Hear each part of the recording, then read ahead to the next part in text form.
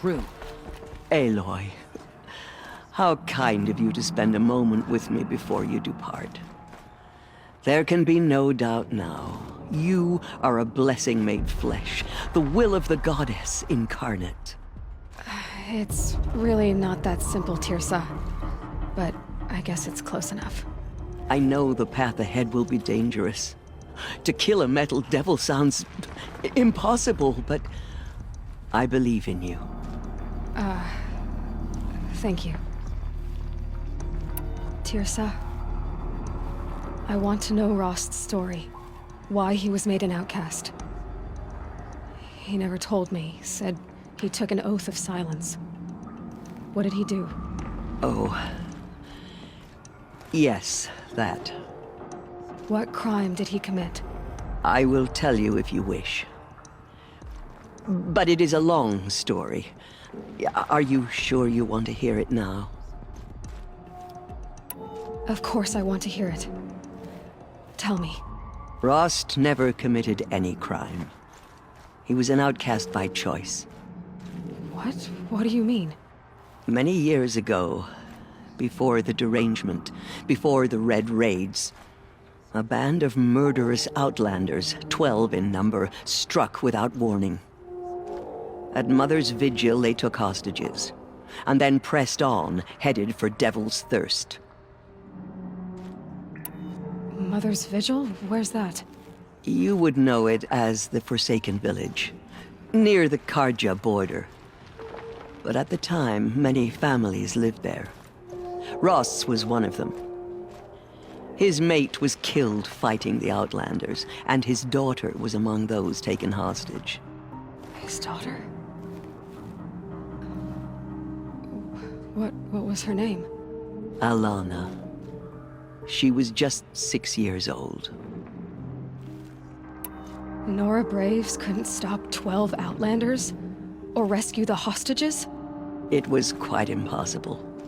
We outnumbered them, but every time a Brave came within bowshot, the Outlanders killed a hostage. What did they come here to do? That was never discovered. We couldn't track closely enough to observe them. We know they camped beyond Devil's Thirst for 2 days. There were reports of strange noises. And then, as suddenly as they came, the Outlanders made their way back to the border and disappeared. What happened to Rost's daughter? She was killed? Rost was one of the Braves who tracked the Outlanders, keeping his distance. There were 6 hostages still alive when they reached the border, Alana among them. Rather than release them, the Outlanders slit their throats and left the corpses just across the border, mocking us.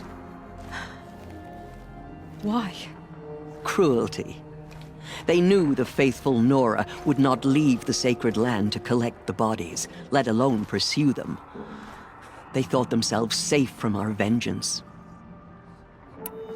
Are you saying that Rost went after them? That he became an exile? No. Rost was beside himself with grief, but even so, he would never have broken taboo. Then what did he do? He called upon the most terrible and secret rite of the Nora tribe. He begged to be made a Death Seeker. A Death Seeker? What is that? One who dies to go seeking, and in seeking, brings death to others. The ritual drags the spirit from one's body, releasing it to All Mother's care. The heart beats, the mind thinks, but the spirit has moved on. I don't understand. Rost went after the Outlanders, but his spirit never left. It remained here with All Mother. He gathered the bodies of the slain and returned them. And then he set out in pursuit, not as an exile, but a weapon of vengeance. A barbed arrow shot from a bow, never to return.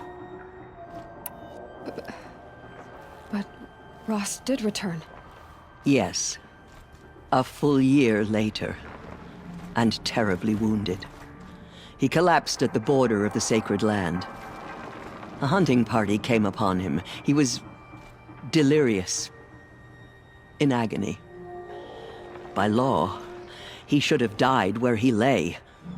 But one of the hunters broke taboo, and reaching across the border, she dragged him to our side.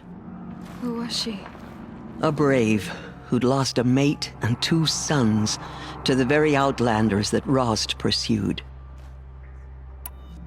So, Rost never finished his mission. To the contrary, he killed all 12. Tracked them to disparate places the world over, he said. Meridian, Ban-Ur, the Claim, Utaru land, further even, into the Forbidden West. The last he killed nearly got the best of him. Wounded, he stumbled and crawled back to us, hoping to die as close to the sacred land as he could. He never expected nor asked to be dragged across the border and nursed back to health. That was done to him. Leaving us, the matriarchs, in a difficult position. Why couldn't you just welcome him back? Rost had been made a Death Seeker, Aloy. He no longer had any place among the tribe. By law, he should have been driven back out.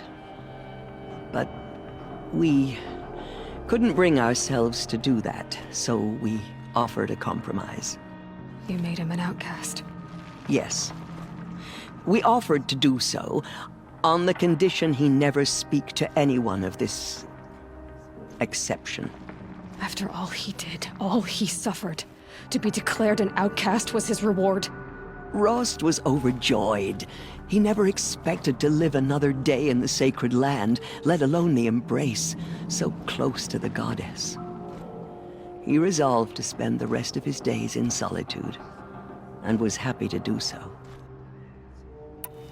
But then you found me, and gave me to him. Yes. Another compromise. The matriarchs feared you, and would not let you be raised by the tribe. And so we turned to Rost.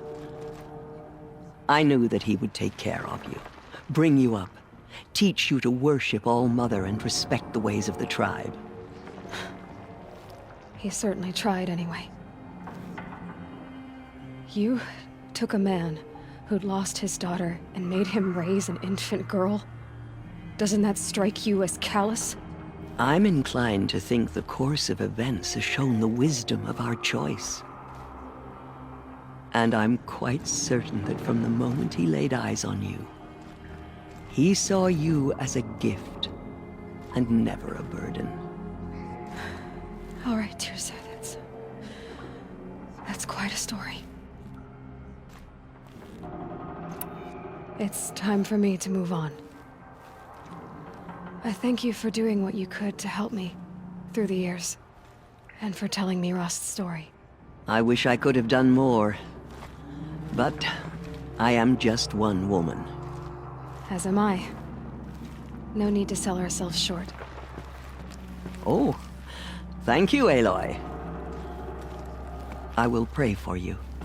Okay, I guess it can't hurt. Those faithless murderers brought